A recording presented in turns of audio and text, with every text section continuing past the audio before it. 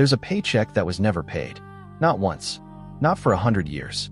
Imagine working every single day of your life, branding cattle under a blistering sun, cutting cane until your hands blister, raising another family's children, and never once seeing the money you earned. Not because you were a slave.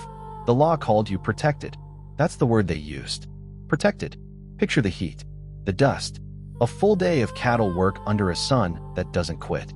Now picture handing over everything you earned from that day, not to a thief in the night, but to a government clerk in broad daylight, with a stamp and a signature, completely legal.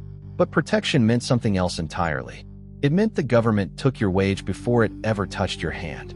It meant a stranger in a suit decided how much of your own life you were allowed to keep. For Aboriginal Australians, this wasn't a rumor. It was the law, written down, signed, enforced for generations. It started quietly. A government office, a new title, Protector of Aborigines. A man who would visit your cattle station, shake your boss's hand, and walk away with the power to control your money for the rest of your life. Here's what almost nobody knows. Some Aboriginal children, apprentices as young as 14, had 80% of their wage taken before they ever saw a coin. 80%, locked away in a government trust account they couldn't touch until they turned 21. Most of them never got a single cent of it. In Western Australia alone, between 1905 and 1972, the government withheld wages on a scale historians still struggle to calculate. One report described it like this. Imagine your employer is ordered to take 4/5 of your pay every week for your entire working life and hand it to the government instead. That wasn't a hypothetical. That was an ordinary Tuesday, repeated for 70 years. It wasn't just Western Australia. In New South Wales, the law was almost identical. A different name, the same theft. In Queensland, the same system controlled cattle station workers and domestic servants alike. In the Northern Territory, an entire pastoral industry ran on labor that was never fully paid for. For different states, for different governments, one identical pattern, repeated for generations. And here's where it gets stranger. The money didn't disappear into nothing. It sat in trust accounts, real ledgers, thousands of them, one for almost every Aboriginal worker in the country, gathering dust in government archives while the people who earned that money lived in tin shacks with no electricity and no running water. Some workers were paid in rations instead of cash. Flour, tea, a blanket. That was it. That was the wage for a week of hard labor under a system the government itself called fair. Then it got even worse. In 1965, a union finally won the fight for equal wages on cattle stations. Justice, right? Finally. Except the cattle station owners had a different plan. If Aboriginal workers had to be paid the same as everyone else, they simply stopped hiring them. Entire communities, families who had lived and worked on that land for generations, were evicted, walked off. Some literally walked away with nothing but what they could carry, starting the most famous protest in Australian labor history. They didn't just lose a job. They lost the only home some of them had ever known. And the wages they were owed? Still sitting in those government accounts. Untouched, unclaimed, unreturned.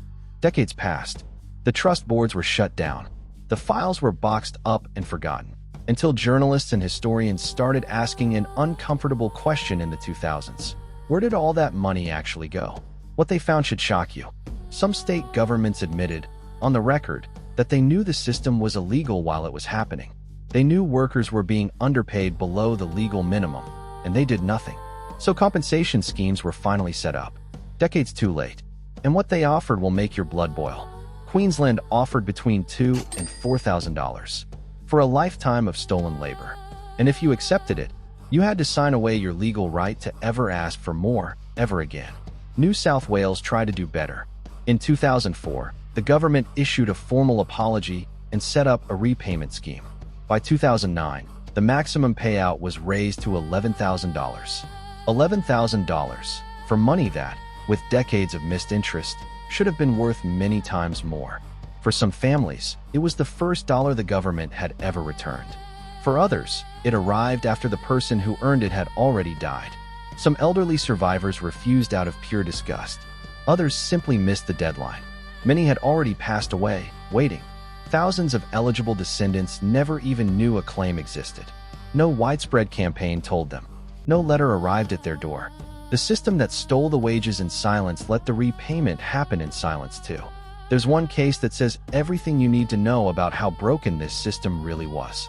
Two identical twin brothers. Both worked the same job, at the same time, for the same employer.